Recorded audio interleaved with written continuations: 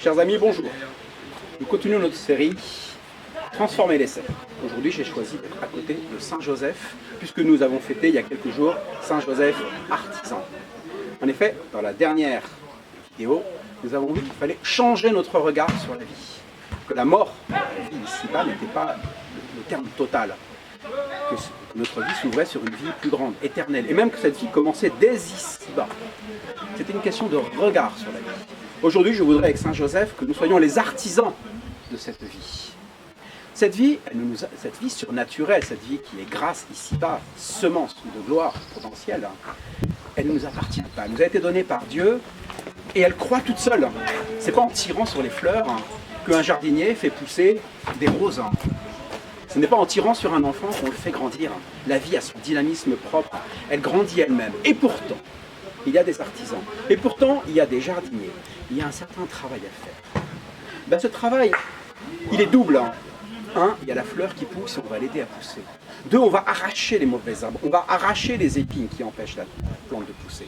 Et bien tout ce travail d'arrachage, tout ce travail d'élagage, tout ce travail par lequel le sécateur charcute la chair de la plante, tout ce travail pénible par lequel on arrache la mauvaise herbe, ça c'était le travail du carême.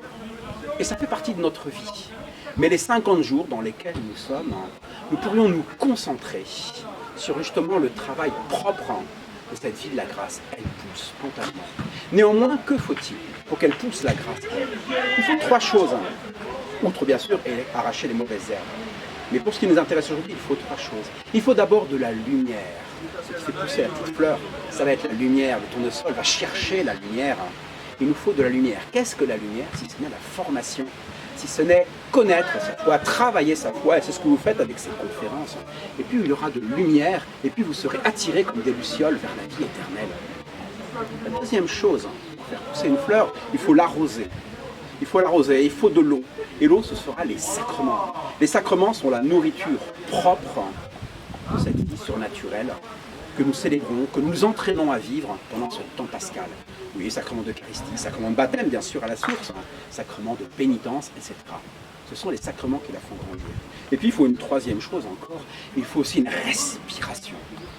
Je me rappelle bien, les plantes respirent du gaz carbonique le jour et rejettent de l'oxygène le jour et rejettent de l'oxygène la nuit. Quelque chose comme ça, la photosynthèse. Et qu'est-ce que c'est que l'oxygène qui nous fait vivre notre vie spirituelle? C'est la prière. Voilà, donc au lieu de regarder la prière d'une manière ascétique, au lieu de regarder les sacrements d'une manière obligatoire, il faut bien aller à la messe du dimanche, c'est ce que je fais de temps en temps. Essayons de les regarder comme ces dynamismes qui font pousser la grâce en nous, afin que cette petite graine qui a été semée le jour de notre baptême, effectivement, pousse comme une fleur et puisse s'épanouir dans le ciel en éternité.